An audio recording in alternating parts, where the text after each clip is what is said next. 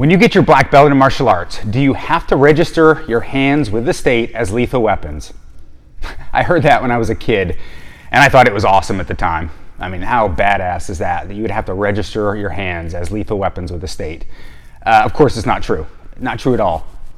But I heard it again recently, giving somebody a tour of the gym, and they actually asked that, and I thought that urban legend had died decades ago, so clearly it hasn't. So I wanted to address it. No, there's no truth to that whatsoever. But I will say this, there is a higher responsibility you have when you train martial arts. I think both as a martial artist, for the honor and for the respect for the art, you're supposed to use it for practice, for competition, and for self-defense, but never use it offensively to hurt somebody. And that also means, though, if you are even in a self-defense situation where you use it, you could be judged, or at least held to a higher standard in a court of law or in any other sort of disciplinary hearing. I unfortunately went through that myself in college after I'd started training martial arts. When I was attacked, 3 guys attacked me, and I was able to use my martial arts, Taekwondo at the time. It's not useless in certain circumstances, but I used Taekwondo to defend myself. I punched and kicked my 3 opponents. None of them received more than 2 shots, 1 or 2 punches or a punch and a kick.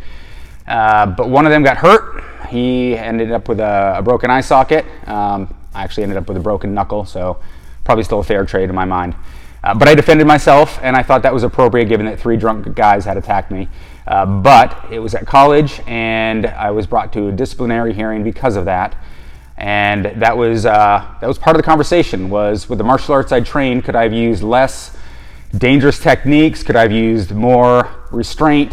Of course, against 3 people punching me and kicking me, the answer is not to try to just block and duck and run away. So no, the answer is no. But it still came up. So I'm going to caution you, if you do train martial arts, be careful in any self-defense situation. It's truly necessary. Use your words, walk away, try to find any other way to diffuse the situation before you have to. But if you have to, use it, and use whatever's necessary to get out. It's better to be judged by 12 than carried by 6. So get out of the situation and worry about the ramifications later.